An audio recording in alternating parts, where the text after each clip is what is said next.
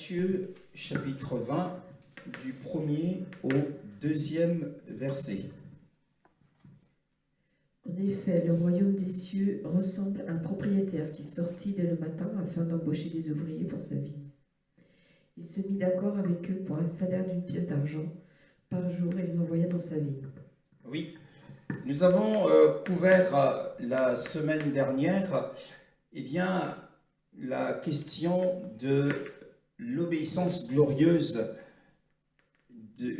d'Abraham. Et dans cette parabole du Seigneur, la Bible nous dit qu'un maître de maison, un chef de famille, et nous avons identifié le chef de famille comme étant Elohim le Père. Et l'intendant dans cette parabole, nous l'identifions à Yeshua HaMashiach, son fils. Et pour cela, nous nous sommes basés sur une autre parabole dans le chapitre suivant, donc de Matthieu 21, à partir du verset 33 jusqu'au verset 38, qui nous parle également d'un autre maître de maison et de son propre fils. Et ici, l'intendant est celui qui avait reçu, la mission de pouvoir donner un salaire aux ouvriers. Et nous voyons dans ce passage que la Bible nous dit que ce maître de maison étant sorti dès le point du jour et s'étant mis d'accord avec les ouvriers pour un denier par jour, il les envoya à sa vigne. Nous avons également identifié la vigne, selon Ésaïe chapitre 5, comme étant la terre d'Israël, comme étant la maison d'Israël. Alors, maintenant, la Bible dit, et s'étant mis d'accord. L'accord, en réalité, l'accord qu'il conclut, ce maître de maison, nous est ensuite présenté ou porté à notre connaissance. Alors, ce qui est porté à notre connaissance, c'est l'expression « s'étant mis d'accord ». Qu'est-ce qu'un accord? Dans le contexte de la parabole, un accord est un arrangement. Il y a eu un arrangement entre ce maître des maisons et les ouvriers. Il y a eu un arrangement entre eux. Ils se sont mis d'accord. Donc les deux parties, le chef de famille et les ouvriers, chacune des parties s'est accordée. Qu'est-ce qu'un accord? C'est donc un arrangement. Qu'est-ce qu'un accord? Un accord est une alliance. Et donc, en décortiquant cette parabole, l'accord ici correspond aux alliances, premièrement à l'alliance que Yahweh, que l'Élohim de gloire avait traité avec Abraham. Nous l'avons souligné que le premier appel des ouvriers, c'était l'appel d'Abraham. Et cette alliance, nous la trouvons dans Genèse chapitre 15 et le verset 18. Ce jour-là, l'Éternel fit alliance avec Abraham en disant : C'est à ta descendance que je donne ce pays, celui qui va du fleuve d'Égypte jusqu'au grand fleuve, jusqu'à l'Euphrate.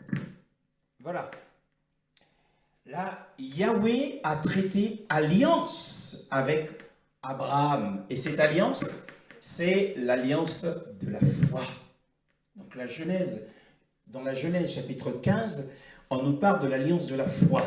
Et dans la Genèse chapitre 17, on nous parle là-bas de la Genèse de l'alliance de la circoncision. Donc il y a eu deux alliances sous le ministère d'Abraham. Alors l'alliance de la foi, puisque cela lui fut imputé à justice, nous le dit le verset 7, quand Yahweh le fit sortir dehors, en lui montrant la constellation, les étoiles du ciel, il dit « Telle sera ta postérité ». Et la Bible dit que Abraham crut et cela lui fut imputé à justice. Et ensuite, s'en est suivi l'alliance, l'alliance qu'il avait contractée avec Abraham que nous venons de lire.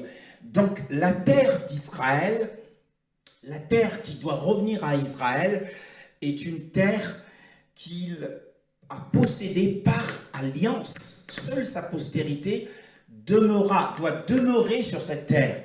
Donc les conflits entre les Palestiniens et Israël est un conflit, c'est un faux conflit, puisque à la base, la promesse avait été faite à Abraham et à sa postérité, et non pas à Ismaël, car il est dit, chasse l'esclave et son fils, car le fils n'héritera pas avec Isaac. Hein? Galates chapitre 4, le verset 20 nous le dit, nous n'allons pas le lire. Donc, la terre d'Israël avait été promise à Abraham par alliance. Et ici, cette terre s'étend du fleuve, du grand fleuve de l'Euphrate jusqu'au fleuve de l'Égypte. Donc, ça appartient à Israël. Donc, on revient maintenant dans le sujet que nous sommes en train de lire. Ceci, c'était pour répondre à la sœur Rebecca concernant sa question. Pourquoi est-ce que dans le monde entier, on soutient plus les Palestiniens qu'Israël? Hein? C'est une réponse à la question de la sœur Rebecca. Alors, nous retournons dans Matthieu chapitre 20 et le verset 2. Hein?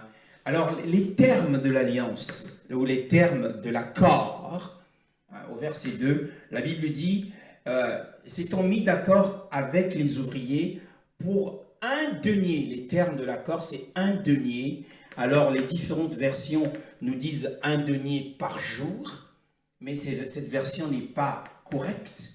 Cette version n'est pas juste. Ce n'est pas un denier par jour. Si on veut respecter l'esprit de la parabole, eh bien parce que cette parabole nous décrit, simplement nous fait un déroulé d'une journée uniquement. Pas de plusieurs jours. Il y a plusieurs heures jusqu'au soir. Hein. Et c'est un denier pour la journée. Dans la version Beauvais-Bonnet, étant convenu avec les ouvriers d'un denier pour la journée. Donc même la Bible de Yoshua Mashiach que nous avons n'est pas correctement rendue. Hein. Dans ce passage, c'est pas un denier par jour, comme s'il s'agissait de plusieurs jours de travail, mais il s'agit d'un seul jour, et nous allons voir que les Écritures aussi abondent dans ce sens, car la Bible, nous l'avons toujours dit, hein, c'est une relation des parties connectées. La Bible, c'est un réseau de plusieurs éléments reliés les uns les autres. Donc les termes de l'accord, c'est un denier pour la journée. C'est un denier pour la journée. Dans Jean chapitre 9, le verset 4, nous avons également le témoignage de notre Rédempteur. Il faut que je fasse, tant qu'il fait jour, les œuvres de celui qui m'a envoyé. La nuit vient, où personne ne peut travailler. Il faut que je fasse, dit le Seigneur, tandis qu'il est jour, les œuvres de celui qui m'a envoyé. Les œuvres ici, ce sont les travaux, le travail.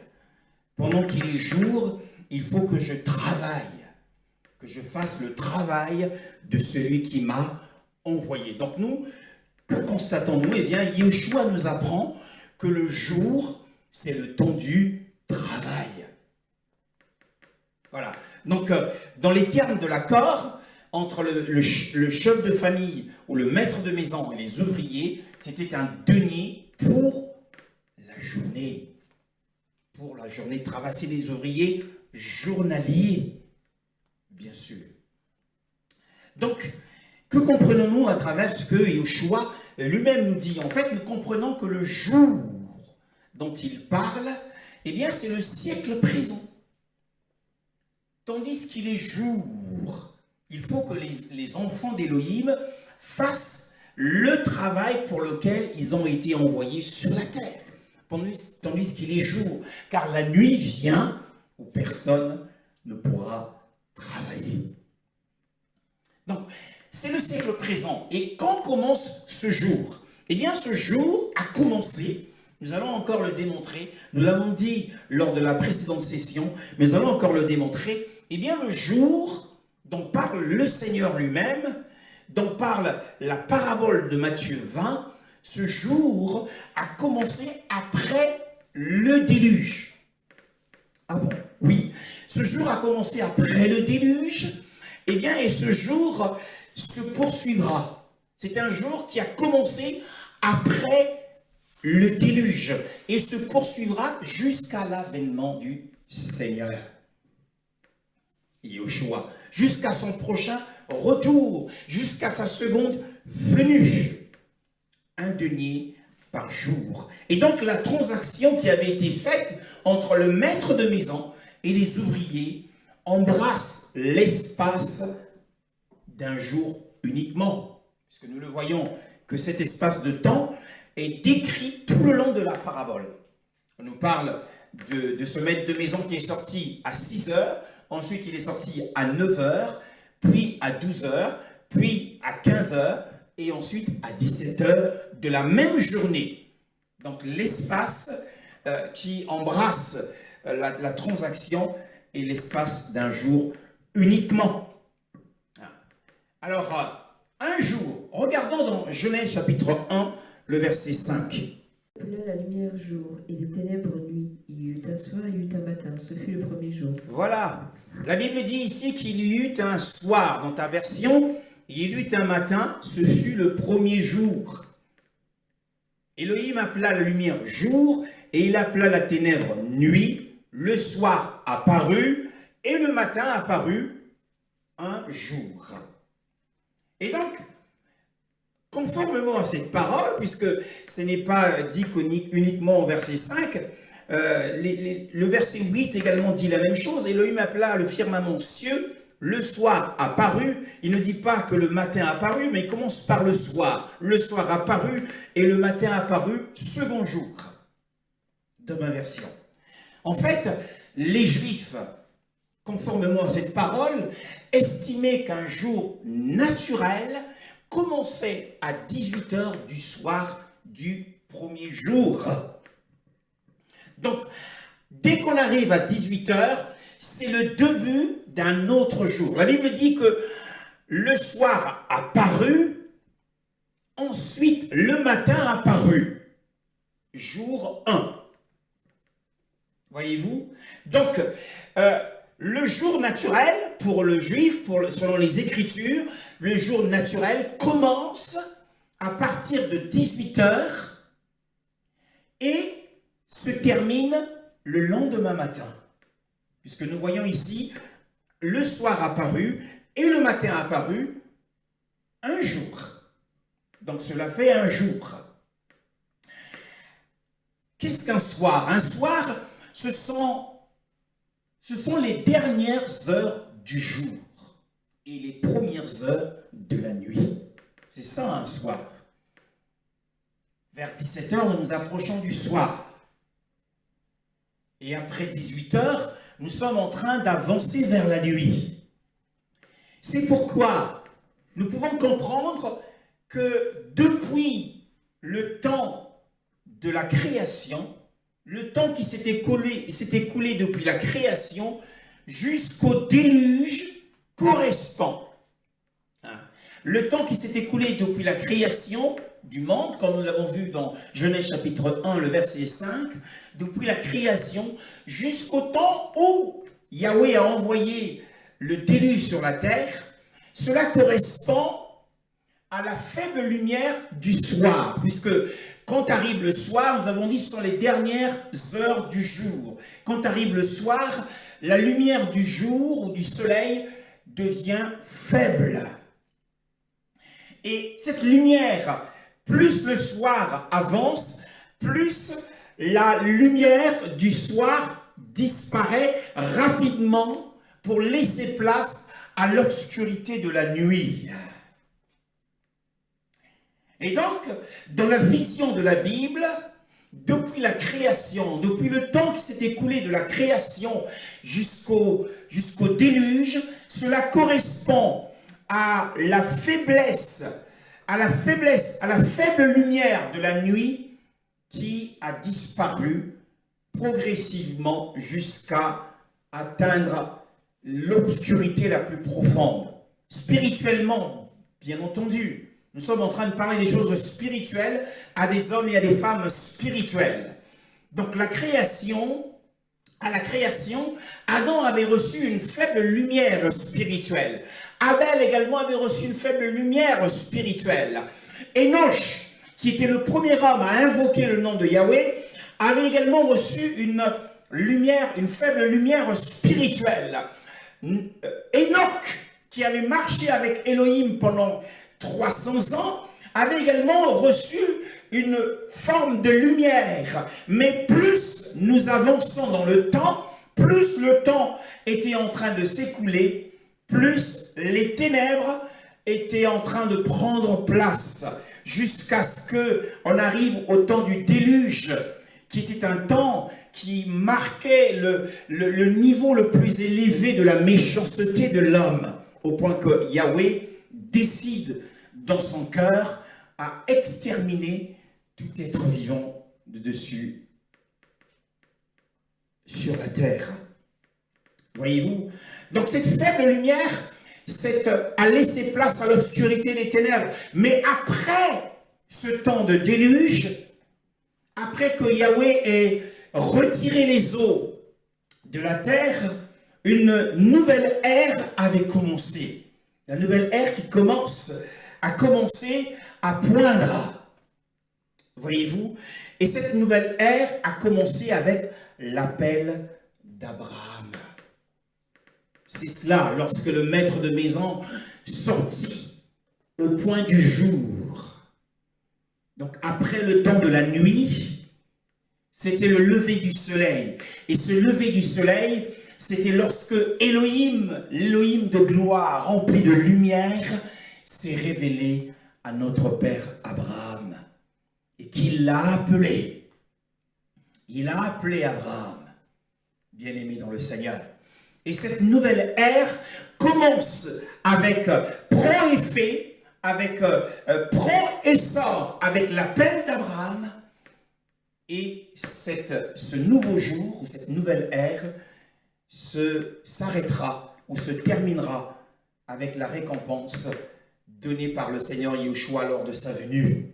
C'est pourquoi la parabole commence par le lever du soleil et se termine le soir, car le verset de la Bible nous le dit.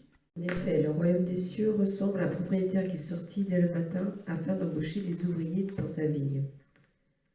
Le verset 8. Le soir venu, le maître de la vigne dit à son intendant, appelle les ouvriers et paie-leur leur salaire, en allant des derniers aux premiers. Voilà, donc nous voyons que cette parabole commence par lever du soleil, le matin étant venu, et se termine par le soir étant venu. Eh bien, le maître de la vigne dit à son intendant, ici c'est le Mashiach, lors de sa venue, c'est lui qui donnera la récompense, bien-aimé. C'est lui qui donnera la récompense à tous les ouvriers. Cela étant dit. Et donc, le siècle présent est appelé un jour. Le siècle à venir, c'est le temps de la récompense. Dans Marc chapitre 10, le verset 30, Yeshua parle du siècle à venir. S'il parle du siècle à venir, c'est que le siècle présent, c'est le jour. Le siècle à venir, c'est le temps de la récompense. Et le Seigneur nous appelle, comme il me l'a montré en vision, que nous devons à chaque fois regarder au siècle à venir. Il a écrit « Regardez au siècle à venir », c'est-à-dire au temps de la récompense. Dans le travail que nous sommes en train de faire, eh bien, nous devons regarder au temps de la récompense. Ça a été le message que le Seigneur nous a donné. Eh bien, la Bible appelle différemment ce jour sous plusieurs noms. C'est aussi appelé le jour de l'homme, c'est aussi appelé le mauvais jour, dans Éphésiens chapitre 6, le verset 13. Et C'est aussi appelé le jour du sommeil des justes, dans d'autres passages de la Bible. Alors Matthieu chapitre 20, le verset 1 nous dit « Dès le point du jour », donc cela indique le début d'une nouvelle époque après le déluge, qui a commencé avec l'appel d'Abraham. Et nous allons donc insister sur l'appel d'Abraham ce matin. Hébreux chapitre 11, le verset 8 à 10. C'est par la foi que Noé avertit des événements que l'on ne voyait pas. C'est par la foi qu'Abraham a obéi lorsque Dieu l'a appelé et qu'il est parti pour le pays qu'il devait recevoir en héritage. Il y est parti sans savoir où il allait. C'est par la foi qu'il est venu s'installer dans le pays promis comme dans un pays étranger. Il y a habité tout sous des tentes, ainsi qu'Isaac et Jacob, les co-héritiers de la même promesse. Car il attendait la cité qui a des solides fondations, celle dont Dieu est l'architecte et le constructeur. Amen. Alors, le pays qu'Abraham devait posséder est très clairement défini par Elohim lui-même. Nous l'avons vu tout à l'heure dans Genèse chapitre 15, le verset 18. En ce jour-là, Yahweh traita alliance avec Abraham en disant « J'ai donné cette terre à ta postérité, depuis le fleuve d'Égypte jusqu'au grand fleuve, le fleuve d'Éphrate. » Alors, c'est Yahweh lui-même qui l'a défini. Il a défini les limites de la terre qu'il devait posséder. Non pas seulement sa postérité, puisque toujours dans Genèse chapitre 15, Yahweh s'adresse à lui. Il lui dit, il lui dit, moi Yahweh, je t'ai fait sortir d'Our en Chaldée au verset 7, afin de te donner cette terre pour en prendre possession. Cette terre a été donnée à Abraham, premièrement, et ensuite à sa postérité. Non pas à Abraham dans sa postérité, mais à Abraham d'une part et à sa postérité d'autre part. Mais lorsque nous lisons Hébreux chapitre 11, le verset 8 à 10, nous découvrons autre chose. Eh bien, nous découvrons que Abraham, étant appelé, il a obéi. Nous avons parlé l'autre jour de l'obéissance glorieuse. Abraham a obéi, il a abandonné ses relations, il a abandonné ses amis, il a abandonné la maison de son père, il a abandonné l'idolâtrie en Mésopotamie, car il était un idolâtre. Et il se rendait assez souvent à Babylone. Babylone qui signifie, étymologiquement, signifie la porte des dieux, ou la porte des idoles, mais qui a pris un autre sens avec la descente de Yahweh, et qui fut appelé le lieu de la confusion.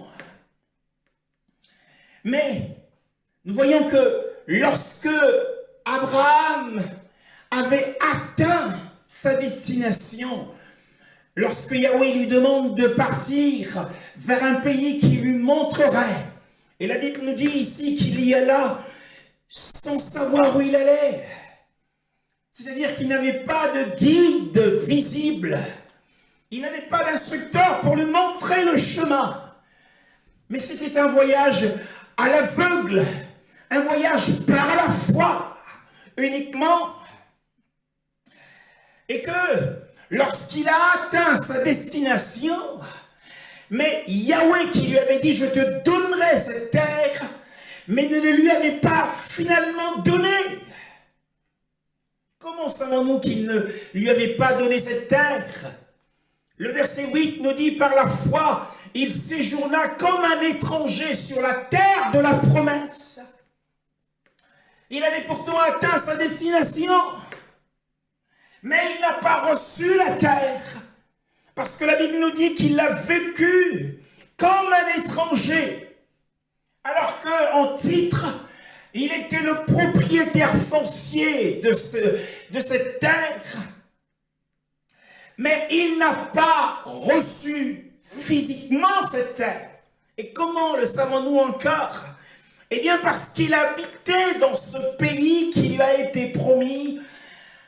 Il habitait sous des tentes. Avec, la Bible dit, avec Isaac, avec Jacob, héritier avec lui de la même promesse. Vous savez que la Bible est un livre économique. Chaque mot a un sens. Et tout tourne autour du fait qu'Abraham, sur la terre de la promesse, a vécu comme un étranger dans un pays étranger. Il a vécu non pas comme un citoyen de Canaan, comme un citoyen du monde, mais il a vécu comme un étranger. Et comment a-t-il vécu comme un étranger? Quel est l'aspect de la Bible qui nous indique que Abraham a vécu comme un étranger? Eh bien, l'aspect de la Bible qui le démontre, c'est le fait qu'il est écrit qu'il habitait sous des tentes. Waouh! C'est-à-dire qu'il n'avait pas d'habitation fixe. Lui et ses fils habitaient sous des tentes. Qu'est-ce que c'est que ces tentes? Qu'est-ce qu'une tente? Eh bien, c'est un abri que l'on peut facilement démonter. C'est un abri qui est fragile. C'est un abri temporaire. Ça peut être de la matière d'étoffe, comme à l'époque d'Abraham, qui était tendue et fixée par des supports en bois, des piquets en bois. Mais qu'est-ce que cela signifie? Alors que lorsqu'il arrive en Canaan, il a bien vu que les habitants de Canaan, les Cananéens, vivaient dans des maisons lambrissées. Que les Cananéens vivaient dans des belles demeures. Et que lui, lorsqu'il est parti de la Mésopotamie, il avait sans doute une belle maison. Il se rendait souvent à Babylone. C'était sans doute un homme d'affaires.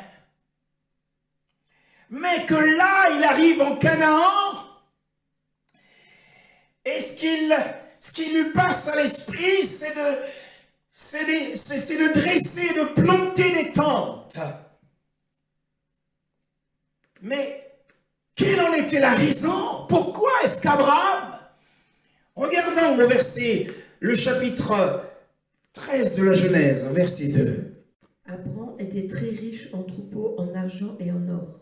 Oui, la Bible nous dit que Abraham était très riche. Ce n'était pas un homme pauvre.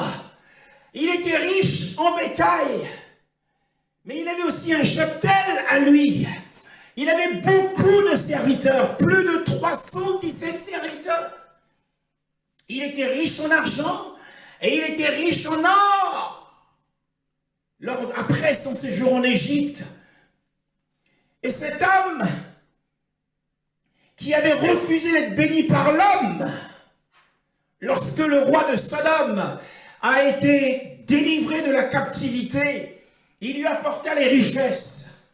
Mais la Bible dit qu'Abraham refusa d'être béni par l'homme. Il a refusé les richesses de Sodome. Alors, parce qu'il avait refusé les richesses de Sodome, il avait plu au Seigneur. Et le Seigneur l'a béni. Alors il aurait pu s'offrir une belle maison en Canaan pour dire, mais c'est moi qui suis le propriétaire de cette terre. J'ai reçu la promesse d'Élohim, de gloire. Mais n'avait-il pas perçu que être dans une maison, c'est mieux que d'être dans une tente? N'avait-il pas compris cela? Parce qu'une maison est une demeure fixe, mais qu'une tente, c'est quelque chose de temporaire. N'avait-il pas compris qu'être dans une tente, c'est s'exposer à beaucoup de soucis, de difficultés? Quand on Est-ce que la matière qui a servi de tente à Abraham était imperméable? Quand vient la saison des vents et des rafales de vent, mais bien la matière peut se déchirer et le piquet en bois être arraché. Et quand il faisait froid, comment faisait-il avec Sarah, sa femme, ses fils, ses serviteurs? Et quand il faisait chaud, comment faisait-il? Donc il y avait énormément de paramètres, de désagréments, de soucis, de difficultés que de vivre sous des tentes. Alors qu'il aurait pu s'offrir des maisons. Qu'est-ce que cela signifie? Parce qu'une maison est beaucoup plus sûre. Yoshua dit: un homme qui entend ma parole et la met en pratique est semblable à quelqu'un qui a bâti sa maison sur le roc. La pluie est tombée, le vent soufflait. Les torrents se sont déversés sur cette maison. Mais cette maison ne s'est pas écroulée parce qu'elle était bâtie sur du roc, sur un roc. Donc une maison a beaucoup plus de sûreté. Mais Abraham n'a pas fait que d'habiter dans des abris de fortune. Mais il n'était pas dans la ville même de Canaan. Il vivait en rase campagne, au pied des montagnes, dans les grands arbres de Mamré. Et c'est d'ailleurs parmi les grands arbres de Mamré, dans Genèse chapitre 18, qu'il a rencontré Yahweh et les deux serviteurs qui l'accompagnaient. Il avait placé ses tentes entre les arbres pour avoir de l'ombre. C'était un lieu ombragé. Et quand il se mettait à l'abri du vent, selon la direction du vent, il se mettait au pied des montagnes. Il arrivait à jongler comme ça. Mais pourquoi? Quelle en est la raison? Eh bien, le Seigneur se plaît à nous indiquer la raison de ce comportement, de ce caractère, de cet aspect de la vie de cet homme qui, par la foi, la Bible dit qu'il a obéi. Une obéissance glorieuse, puisque la Bible en parle encore aujourd'hui de l'obéissance d'Abraham, le premier ouvrier du chef de famille, qui s'est accordé avec le chef de famille pour un denier pour la journée. Bien-aimé dans le Seigneur. Alors le Seigneur se plaît à nous montrer le caractère qui paraît déraisonnable. Mais c'est pas raisonnable, Abraham. Tu as de l'argent, tu es riche en or, en argent. Tu peux t'offrir des belles maisons en Canaan. Mais tu ne l'as pas fait. Mais quelle est la raison? Et le verset 10 répond à cela. Le verset 10 répond et nous donne la réponse du Seigneur à l'attitude d'Abraham, à ce comportement d'Abraham. Car la foi est un comportement. Verset 10 d'Hébreux chapitre 11. Car il attendait la cité qui a de solides fondements, celle dont Dieu est l'architecte et le constructeur. Ah, voilà la raison. La raison pour laquelle Abraham a ignoré, il a ignoré d'habiter dans une grande maison. Il ne voulait pas donner des apparences.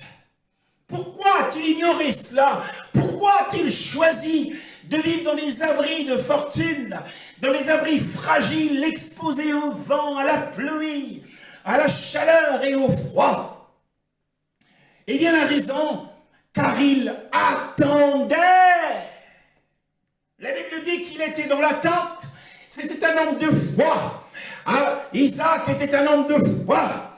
Jacob était un homme de foi. Sarah, qui partageait la même foi qu'Abraham, était une femme de foi. Pourquoi? Eh bien parce qu'ils ont appris. Ils ont appris que de leur vivant, ils n'hériteront pas ce pays. Ils n'hériteront pas à cette terre et qu'Élohim leur fournirait une bien meilleure demeure qu'un homme ne peut construire. Voilà la raison pour laquelle. Et dans cette attente de cet héritage, oh, souvenez-vous que Paul, lorsqu'il écrit, lisons-le dans Colossiens chapitre 2.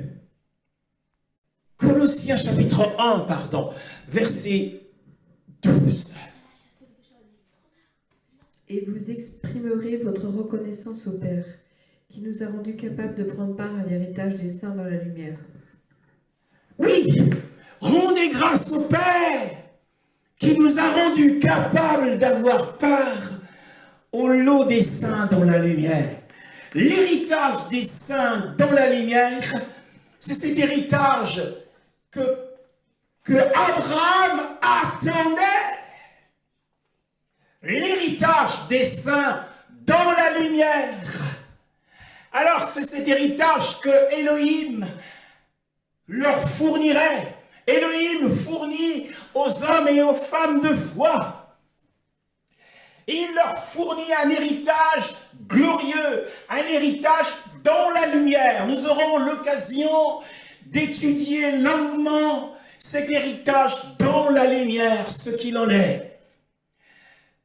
Et le fait qu'ils attendaient cet héritage glorieux dans la lumière, eh bien, ils étaient soutenus sur le chemin, dans le chemin de l'humilité.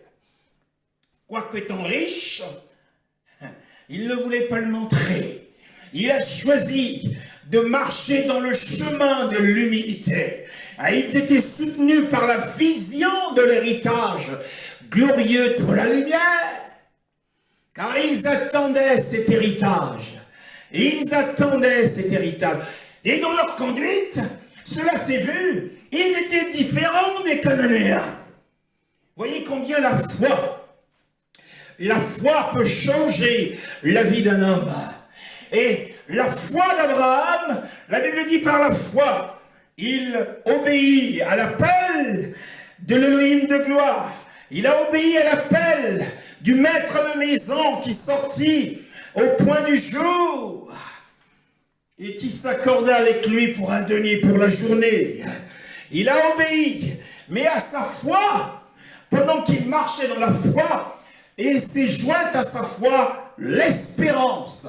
Car attendre, c'est espérer. Attendre, c'est espérer. Car il attendait une ville, dit-il.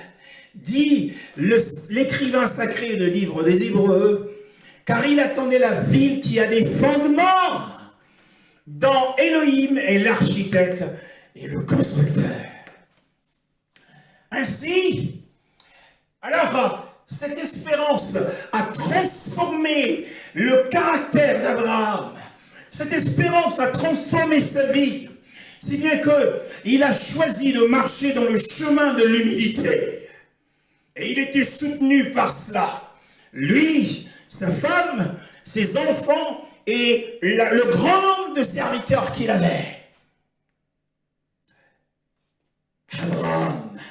Tandis que les hommes qui habitaient dans Canaan le prenaient sans doute pour un homme fou. Un homme fou qui manque, qui est déraisonnable. Parce que eux, les Cananéens qui n'avaient pas de foi en Elohim, qui n'avaient pas de foi en Yahweh, ils croyaient en ce qu'ils vivaient. Ils profitaient du présent, comme le disent la plupart des non-croyants. Nous profitons du présent et nous croyons en ce que nous voyons. Nous croyons au visible. Mais Abraham, dans son espérance, il croyait en l'invisible. Et cet invisible a transformé sa vie. Bien-aimé dans le Seigneur. Waouh! Il était donc différent d'eux. Eh bien, la foi et l'espérance en nous doivent faire de nous des hommes complètement différents des gens du monde. Par notre façon de parler, par notre façon de nous habiller, par notre façon d'être. montrant que nous ne comptons pas sur les choses de la terre, mais que nous attendons, bien-aimés dans le Seigneur, la ville. Nous attendons la ville qui a des fondements, et dont Elohim est l'architecte et le constructeur. Bien-aimés dans le Seigneur, cette ville est celle qui est supposée dans ce passage d'Hébreux 11, verset 10, est une ville réelle. Elle était aussi réelle que l'était la tente d'Abraham. Cette ville n'est pas un type de l'Église, comme l'ont supposé beaucoup d'enseignants de la Bible. Ils pensent que la ville dont parle le livre d'Apocalypse n'est qu'un symbole. Non, ce n'est pas qu'un symbole. Abraham n'attendait pas un symbole. Il attendait une ville réelle. C'est pourquoi il a choisi de vivre dans des tentes. Il a choisi le chemin de l'humilité. Il a choisi de ne pas être un citoyen de Canaan. Vous savez ce que c'est qu'un étranger? Un étranger dans un pays étranger ne participe pas aux droits, la plupart des droits des citoyens de ce pays-là. C'était un citoyen céleste. Alors il vivait comme un étranger, comme un voyageur, un homme de passage. Oh, magnifique est le Seigneur. Apocalypse chapitre 21, le verset 9 à 10.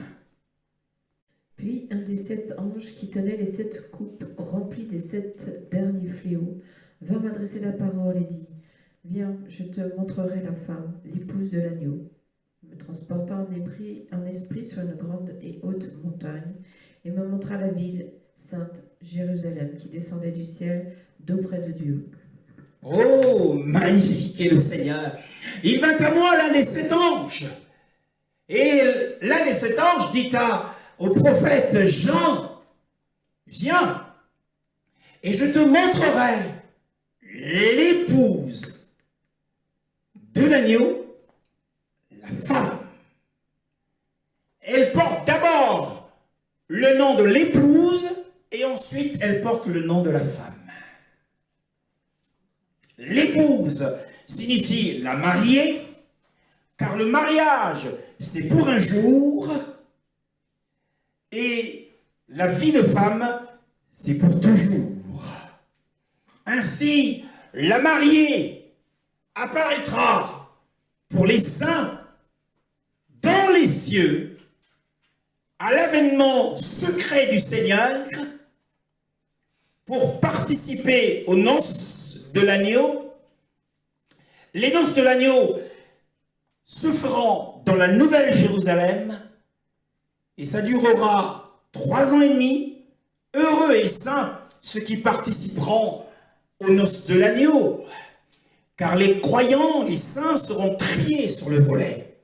Car la première résurrection, ce n'est pas pour tous les chrétiens, seulement pour les vainqueurs. Paul en avait fait la vision de sa vie. Par tous les moyens, dit-il, il me faut atteindre la première résurrection d'entre les morts.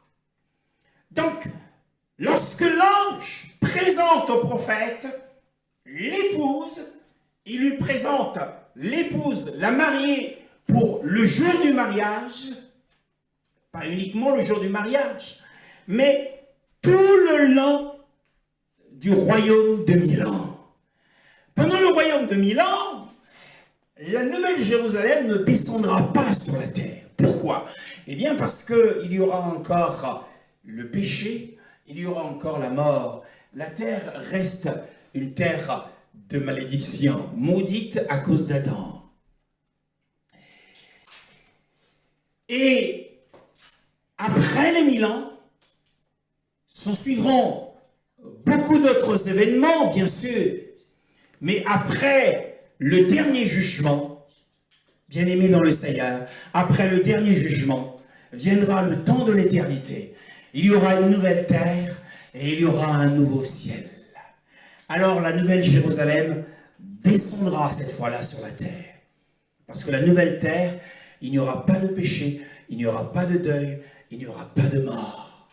La nouvelle Jérusalem descendra cette fois-là sur la terre. Donc elle est d'abord l'épouse, c'est-à-dire la mariée pour un jour. Or un jour pour le Seigneur c'est 1000 ans, et 1000 ans est un jour. Et ensuite elle deviendra la femme de l'agneau, c'est-à-dire pour l'éternité. Quand on épouse une femme, le mariage se fait en un jour, mais avoir la femme, c'est pour toujours. C'est ça les vœux du mariage. C'est pour toujours, c'est pas pour se séparer, mais c'est pour toujours. C'est pourquoi la Bible est un livre économique, voulais-je dire, pardon. L'épouse de l'agneau, c'est pour les 1000 ans. Et la femme de l'agneau, c'est pour l'éternité. Alors, il lui montra cette femme. Il la transporta en esprit sur une grande et haute montagne. C'est quelque chose de réel, car la ville a des fondements. Et cette grande montagne, c'est le fondement de la ville. Nous aurons l'occasion de dérouler pendant des semaines et des mois ce qu'est la Nouvelle Jérusalem. Mais ce matin, l'Esprit veut nous montrer seulement la réalité de cette ville qu'attendait Abraham. C'est le titre de ce message, la réalité de la Nouvelle Jérusalem. C'est quelque chose de réel, aussi réel que la maison dans laquelle nous sommes aujourd'hui. Aussi réel que la maison dans laquelle vous êtes, frères. La Nouvelle Jérusalem, ce n'est pas un symbole. Et le verset 11, toujours le verset 10 d'Hébreux, le verset 10 du chapitre 11, nous dit que c'est une ville qui a des fondements. Et cela nous renvoie, le Saint-Esprit veut nous renvoyer à la description de la Nouvelle Jérusalem que nous sommes en train de lire. Le verset 14, la Bible dit ceci. Et la muraille de la ville a 12 fondements. Et sur eux les noms des 12 apôtres de l'agneau. Et les fondements sont de pierres précieuses. Alors ces fondements construits constituent une différence de caractère, une différence caractéristique, mes frères, entre la cité d'Élohim et les constructions des hommes. Et quant à la différence de des villes des Cananéens, à la différence des villes que nous avons aujourd'hui, Paris, New York, Sydney, quelle que soit la ville, Washington, quelle que soit la ville qui nous a plu, et nous voudrions nous rendre dans les grandes villes pour notre propre orgueil, mais aussi peut-être pour admirer les choses qui nous paraissent belles. Mais n'oublions jamais qu'il n'y a aucune commune mesure entre la ville, les fondements de la ville de la Nouvelle Jérusalem et les fondements des villes des hommes. Qu'est-ce que cela signifie? Eh bien, la signification de cette partie de la ville, le verset 14, la ville a 12 fondements. Eh bien, c'est pour nous montrer que les villes des hommes peuvent être ébranlées par des tremblements de terre, par des cyclones, par des tempêtes ravageuses. Les villes des hommes peuvent être renversées, mais celle du Seigneur, la ville construite par Elohim lui-même, la ville sainte d'Elohim, ne sera jamais assaillie, ni par les tremblements de terre, ni par les vents, les tempêtes, les cyclones, comme on en voit aux États-Unis. Bien aimé, on a vu des maisons être emportées au-dessus des eaux. Alors, cela aussi avait une grande différence pour Abraham. Parce que le chiffre 12, c'est le chiffre de l'éternité. C'est le chiffre que l'on rencontre dans le livre de la Genèse. Mais c'est aussi le chiffre que l'on rencontre dans les dernières pages du livre de l'Apocalypse. C'est le seul chiffre qui demeurera pour l'éternité. C'est le chiffre de l'éternité. C'est pour nous indiquer que la ville, l'héritage des saints dans la lumière, c'est ça l'héritage des saints dans la lumière. Nous verrons pourquoi Paul l'appelle l'héritage des saints dans la lumière, un peu plus tard. Ce n'est pas le moment. Alors, les villes des hommes peuvent être ébranlées, peuvent être renversées. Mais la tente d'Abraham, cette tente d'Abraham également, n'avait pas aussi de fondement. Quelle était la fondation de cette tente d'Abraham? Les seuls piquets de bois, hein, et qui étaient susceptibles d'être arrachés. Il suffit qu'il y ait un vent qui circule à plus de 170 000 km. 170 km, 170, pas 170 000, 170 km ou 200 km. Nous avons vu les grands arbres être arrachés. À combien plus forte raison les piquets de bois de la tente d'Abraham est susceptible d'être secoués. Nous voyons combien les arbres sont secoués par les tempêtes qui s'abattent sur l'Europe et qui arrachent les arbres. Alors, l'habitation d'Abraham n'était qu'une pauvre habitation. Oh, bien-aimé dans le Seigneur, et cette tente d'Abraham sera un jour glorieusement remplacée par la cité d'or. Waouh, quelle différence! Et de pierres précieuses. Cette ville future, c'est l'espérance. Cette ville future, c'était le désir de la foi d'Abraham. Ça doit être le désir de notre foi. Et ce désir de la foi doit transformer notre aspect, notre caractère, notre apparence. Le désir de la foi. L'espérance de la ville future. La Bible dit au verset 10, celle dont l'Élohim est l'architecte et le constructeur. Voilà ce qui fait la gloire de cette ville. Ce qui fait particulièrement la gloire de la ville de la Nouvelle Jérusalem, c'est son architecture. Généralement, les touristes, lorsque nous nous constituons touristes dans une ville, nous sommes émerveillés et dans l'admiration de certaines architectures de l'ancien temps. Ce qui nous intéresse, ce sont ces architectures. Et beaucoup viennent de partout dans le monde pour admirer l'architecture de la tour de Gustave Eiffel. Qui n'a jamais désiré visiter la tour Eiffel à cause de cette architecture et de son immense apparence? Bien-aimé, ici on nous dit, mais c'est une ville dans l'architecte. Celui qui a fait le plan, c'est Elohim lui-même. Et le constructeur, c'est-à-dire celui qui fait l'exécution du plan, c'est encore Elohim lui-même.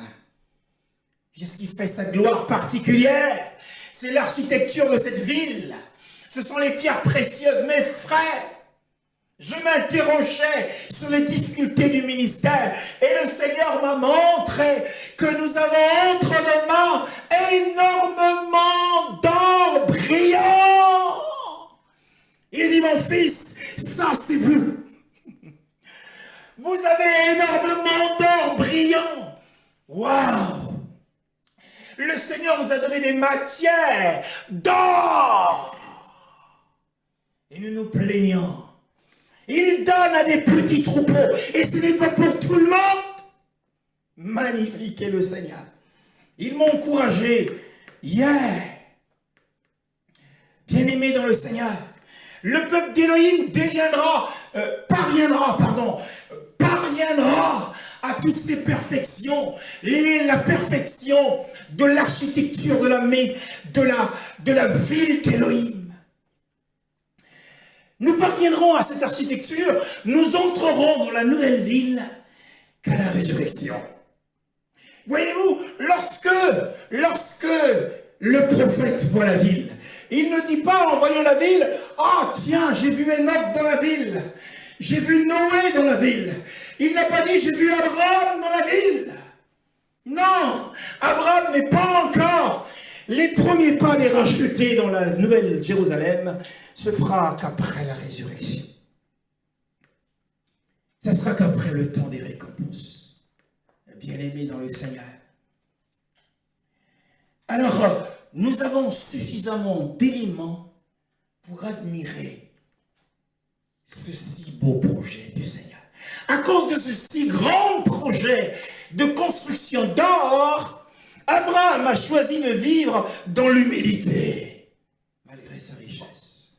Par la foi, il séjourna comme sur une terre promise, bien qu'il fût le propriétaire de tout ce qui l'entourait, car il lui a dit, regarde à droite, regarde à gauche, je te donnerai cette terre.